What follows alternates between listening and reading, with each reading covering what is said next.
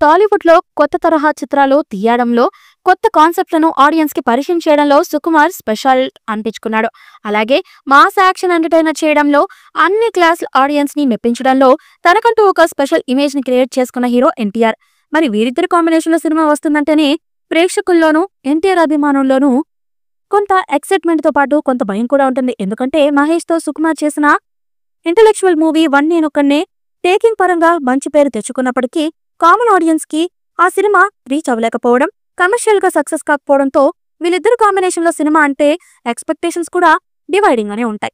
ఎన్టీఆర్ హీరోగా సుకుమార్ డైరెక్షన్‌లో బీవీఎస్ఎన్ ప్రసాద్ నిర్మించిన 'నాన్నకు ప్రేమతో' చిత్రంపై సినిమా రిలీజ్ వరకు అలాంటి ఎక్స్‌పెక్టేషన్సే ఉన్నాయి. తను ఎంత కష్టపడి తీసిన సినిమా 'వన్ నేనొక్కడినే' నేర్పించిన పాఠంతో సుకుమార్ ఈ సినిమా కోసం ఎలాంటి జాగ్రత్తలు తీసుకున్నాడు, మాస్ ఇమేజ్ ఉన్న ఎన్టీఆర్‌ని ఈ సినిమాలో ఎలా చూపించాడు, వీరిద్దరి కాంబినేషన్‌లో వచ్చిన ఫస్ట్ మూవీ ఎంతవరకు ఆడియన్స్‌కి రీచ్ అయింది అనేది సమీక్షల్లో వెళ్ళి తెలుసుకుందాం. ఆకలి, నిద్ర, సెక్స్ ఈ మూడు ప్రతి జీవికి అవసరమే. కానీ మనిషి మాత్రమే ఎమోషన్ అనే ఫీలింగ్‌తో వేరుగా ఉన్నాడు అని చెప్పడంతో ఈ కథ స్టార్ట్ అవుతుంది. మనిషికి ఏదైనా అనుకోనిది జరిగినప్పుడు ఎమోషనల్‌గా ఫీల్ అవుతాడు. దాని ప్రభావం తను చేసే తరువాత పని మీద పడుతుంది. కాబట్టి ఎప్పటి ఎమోషన్ని అప్పుడే క్లియర్ చేసుకోవాలి అనే థింకింగ్‌తో ఉండే మన హీరో అభిరామ్‌కి ఇద్దరు అన్నయ్యల కంటే తండ్రినే ఎక్కువగా ఇష్టపడతాడు అభి.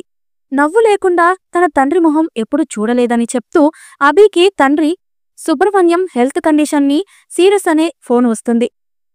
అన్నయ్యలు దగ్గర ఉన్న తండ్రిని చూడ్డానికి వెళ్తూ అభి తన తండ్రికి వచ్చిన డిసీజ్ వల్ల అతను నెల రోజుల కంటే ఎక్కువ బ్రతికే అవకాశం లేదని తెలుసుకుంటాడు.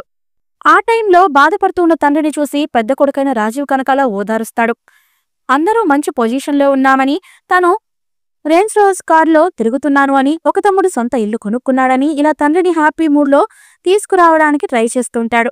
అప్పుడు తండ్రి చెప్పిన మాటలు విన్న ముగ్గురు కొడుకులు షాక్ అవుతారు. తన పేరు సుబ్రహ్మణ్యం కాదని రమేష్ చంద్రప్రసాద్ అని చెప్తాడు. చిన్నప్పుడు మీరంతా 24 బెడ్రూమ్లో ఉండే పెద్ద ప్యాలెస్లో ఉండేవారని, ఫెరారీ కార్లు తిరిగేవారని, అవన్నీ పోయి తను రోడ్డున పడ్డానికి కృష్ణమూర్తి అనే వ్యక్తి కారణమని చెప్తాడు. ఆ తర్వాత తన పేరుని సుబ్రహ్మణ్యంగా మార్చుకొని కష్టపడి ఈ స్థితికి వచ్చానని చెప్తాడు. జనం దృష్టిలో తనను మోసగాడిగా చూపించిన తన పతనానికి కారణమైన కృష్ణమూర్తిపై పగ తీర్చుకోవాలని, అతన్ని సర్వం నాశనమైపోయి రోడ్డు మీద పడడం తను చూడాలన్న చివరి కోరిక కొడుకులకి చెప్తాడు. పెద్ద కొడుకు లాయర్ కావడంతో దానిమీద కేసు ఫైల్ చేస్తారు. కృష్ణమూర్తిని కోర్టుకి ఈడుస్తానని చెప్తాడు. కానీ వారికి ఉన్నది 30 రోజుల గడువే. ఈ 30 రోజుల్లో కృష్ణమూర్తి ఆస్తిని కరిగించి తన తండ్రిని ఎలా మోసం చేశాడో అతన్ని కూడా అలాగే మోసం చేసి అతనికి తగిన శాస్తి చేయాలని బయలుదేరుతాడు చిన్న కొడుకు అభి. యూరోప్లోనే పెద్ద బిజినెస్ మ్యాగ్నెట్ అయిన కృష్ణమూర్తి అపాయింట్మెంట్ కావాలంటేనే 3 రోజుల సమయం పడుతుంది. అలాంటిది అభి అతన్ని ఎలా కలిశాడో, కృష్ణమూర్తిపై పగ తీర్చుకోవడానికి ఎలాంటి ఎత్తులు వేశాడో, దానికి కృష్ణమూర్తి ఎలా రియాక్ట్ అయ్యాడు, చివరికి అభి తండ్రి చివరి కోరిక తీర్చాడా లేదా అనేది మిగతా కథ. ఇదలా ఉండగా అతి త్వరలో 'Nannaku Prematho' movie sequel తెరకెక్కబోతున్నట్లుగా film సర్కిల్స్లో వినిపిస్తున్న టాక్. ఈ సీక్వెల్లో జూనియర్ ఎన్టీఆర్ గారిని ఎవరు ఊహించినటువంటి ఒక సరికొత్త లుక్లో కనిపించబోతున్నట్లు విశ్వసనీయ వర్గాల నుంచి అందుతున్న సమాచారం.